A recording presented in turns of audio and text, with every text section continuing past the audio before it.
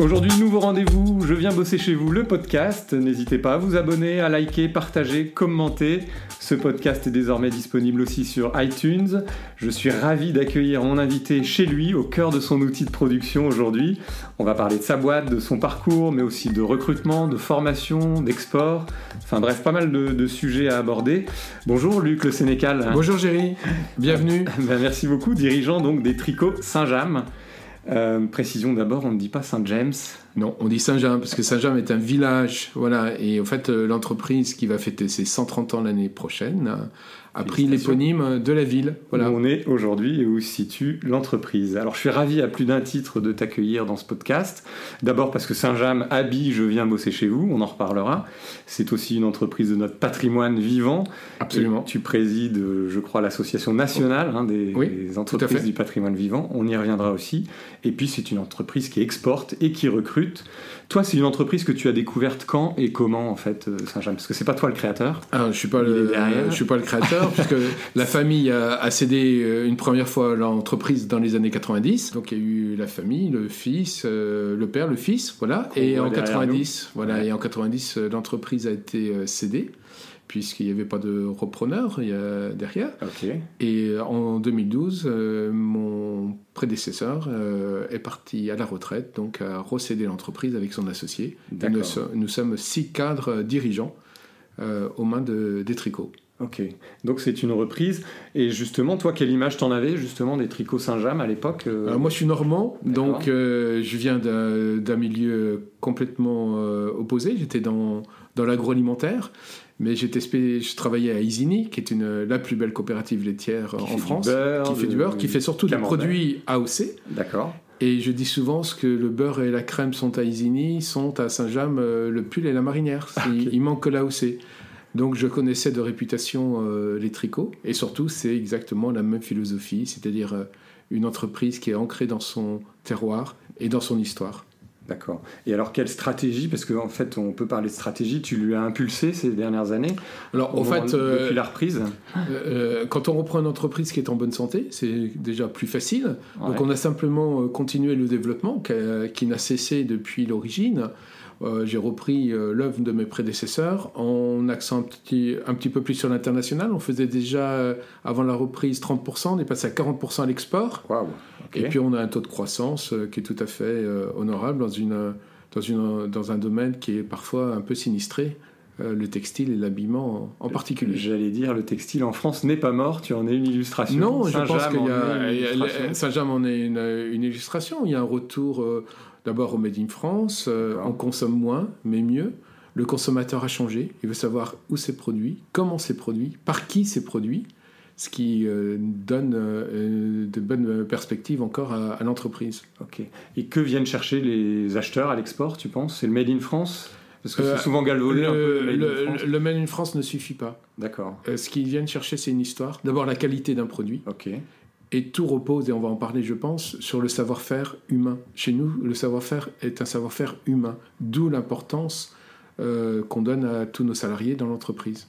Et alors, justement, parlons des salariés. Ils sont 300 ici, c'est ça? Oui, nous sommes 300. C'est énorme pour une entreprise textile. Non, c'est énorme pour une entreprise made in France, mais c'est dans le monde textile, on est quand même un petit poussé. Non, mais on a l'impression que tout est fait automatiquement. Il y a beaucoup de machines qui assemblent les manches, le corps. Non, ici, nous avons un des plus beaux parcs à tricoter. Nous avons 75 métiers à tricoter, donc c'est le plus beau parc de France. Mais après, ça, c'est pour le tricotage. Après, il y a toute la partie confection et toutes les opérations de la confection, que ce soit pour le coton, pour les marinières ou la laine, pour les pulls et les vestes, sont faites à la main.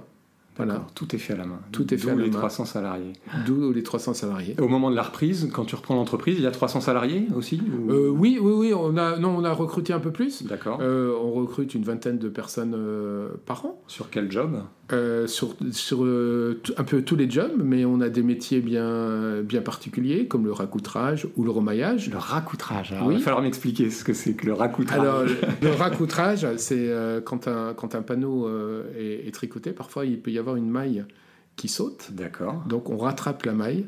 Donc c'est avec C'est une opération très délicate. À la loupe, hein, c'est ça? À la loupe, oui, à la loupe. D'accord. Ou, comme on tricote à partir de fils de laine, parfois il y a des impuretés, puisque la laine est une matière naturelle. Il peut y avoir un petit brin de paille.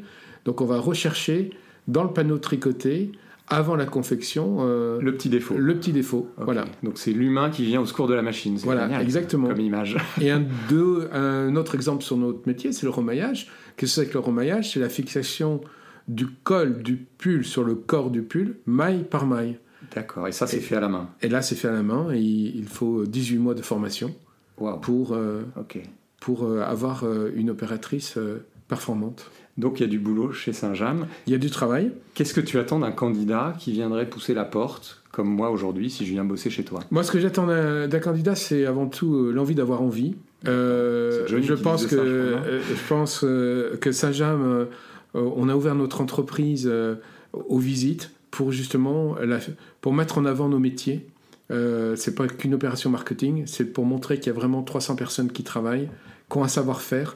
Et je pense que pour les générations qui viennent, c'est de montrer que le travail comme couturier ou couturière n'est pas un travail... on a trop privilégié les cols blancs.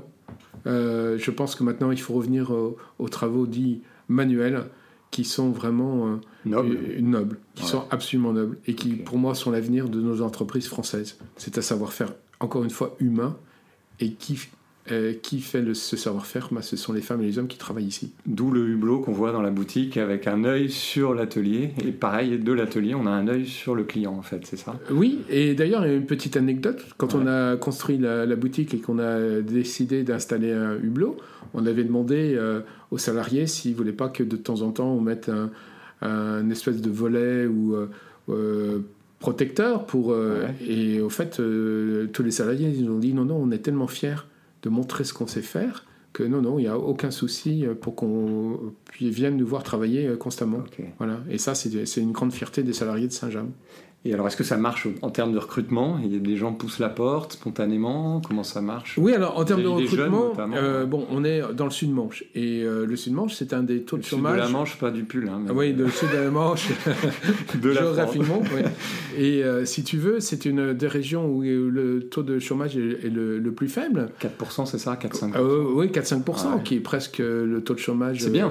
Oui, c'est très bien. Oui, c'est le plein emploi. Ça prouve le dynamisme des entreprises autour de nous, mais on a besoin de nouvelles recrues. Alors, d'une part parce qu'on continue notre développement, qu'il est hors de question de délocaliser, qui est notre savoir-faire, et il faut d'une part remplacer les départs en retraite, et aussi on a, je pense, une trentaine de postes dans les années qui viennent par an à pourvoir, donc il faut le faire.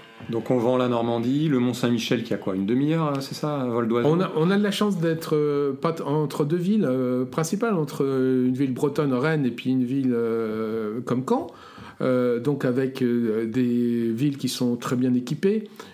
C'est important aussi de penser à la famille. Il faut que le conjoint ou la conjointe puisse trouver aussi un emploi. Donc comme c'est un bassin d'emploi important, il y a plus d'atouts pour une famille. Puis c'est important aussi pour les enfants. Il y a de très bonnes écoles. Et puis au niveau, on n'est pas très loin de Paris non plus. Et puis avec le réchauffement climatique, il faut mieux venir maintenant habiter en Normandie qu'au sud de la France. Ça, c'est un bon argument.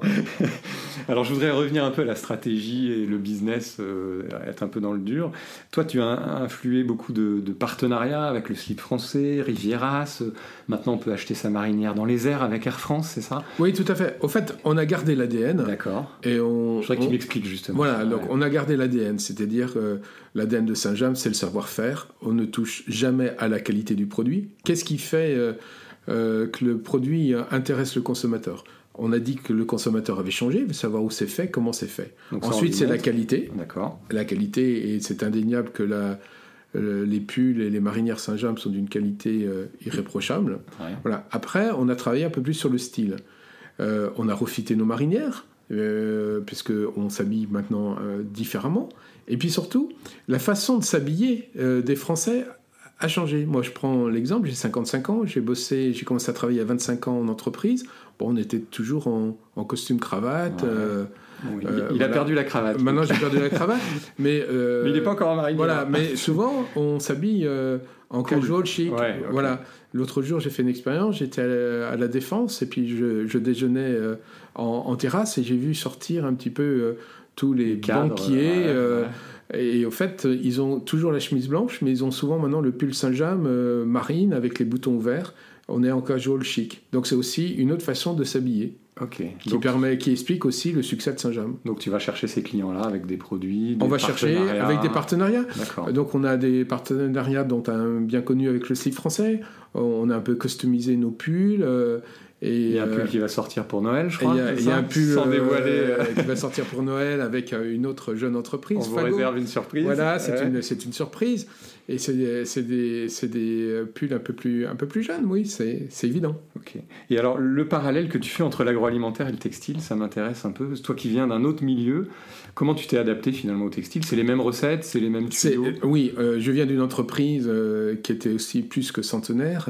Ouais. Donc d'abord une entreprise très ancrée comme Saint-James dans le terroir. Okay. C'est important parce que le savoir-faire, il se transmet.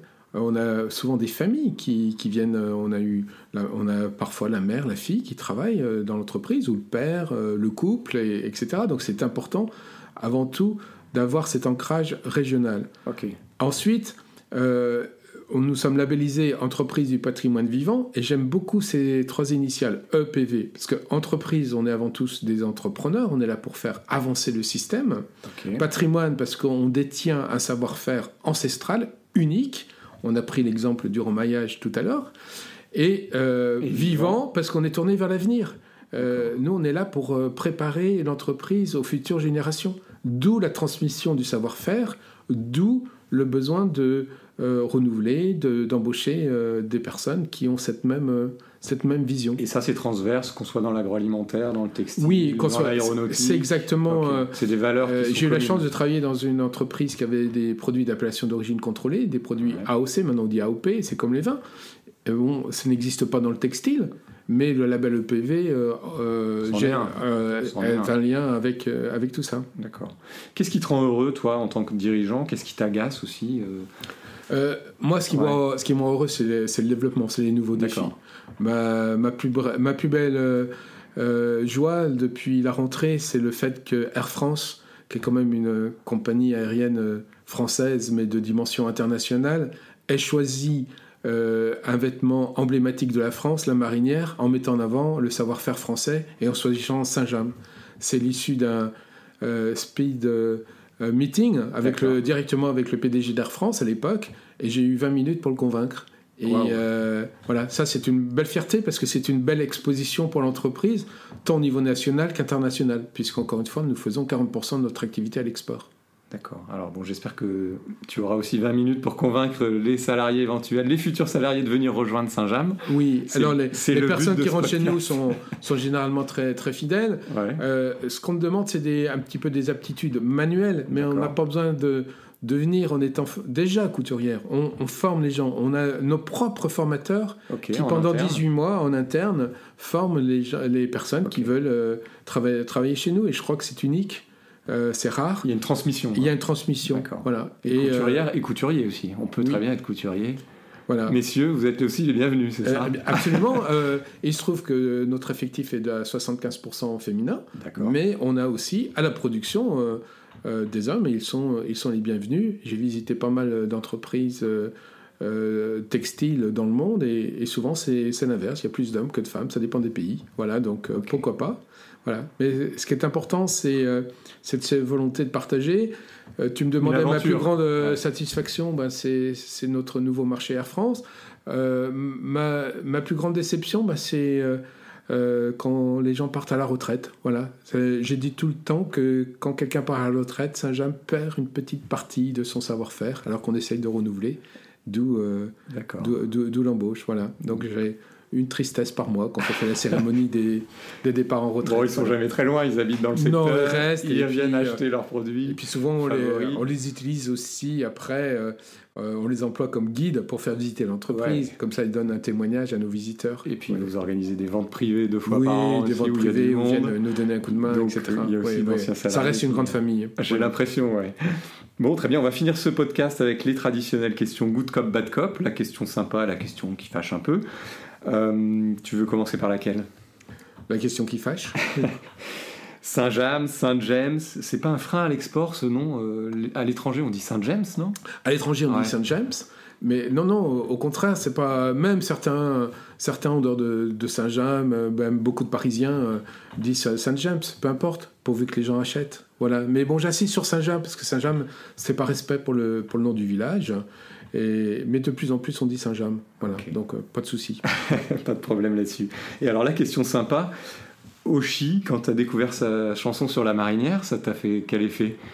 J'ai trouvé ça fantastique qu'une jeune artiste très talentueuse, qu'on ne connaissait pas, hein, c'était sa première chanson, la façon dont elle a mis en scène la marinière qui circule de personne en personne, avec des images jeunes, un peu provocatrices parfois, mais qui passent très très bien, et on l'encourage à renouveler cette aventure avec le pull marin. Merci Luc. Alors peut-être une petite question personnelle pour terminer. Pourquoi avoir accepté d'habiller le concept « Je viens bosser chez vous » avec la marinière ? Je trouve qu'on est là pour la transparence, et puis la démarche qui est très originale, très moderne, d'incarner une marque française de textile. Il y en a tellement peu que pour nous c'est un honneur de t'habiller, et on est très fiers. Merci beaucoup en tout cas, et puis on fait bouger ensemble les lignes du recrutement. On fait bouger les lignes, voilà, venez chez nous. On colore un peu le recrutement aussi, on donne absolument, un peu de couleur à tout ça. C'est moins terne. Merci beaucoup Luc en tout cas. Merci ravi. À toi. Et puis donc vous pouvez retrouver ce podcast sur les réseaux sociaux, sur iTunes, je le disais tout à l'heure, sur SoundCloud. N'hésitez pas à liker, vous abonner, partager, commenter aussi. Si vous avez des questions à Saint-James, je serais ravi de me faire l'intermédiaire de Saint-James pour leur poser vos questions. Voilà, et je vous donne rendez-vous pour un prochain podcast avec un nouvel invité bientôt. Merci beaucoup. Merci à toi.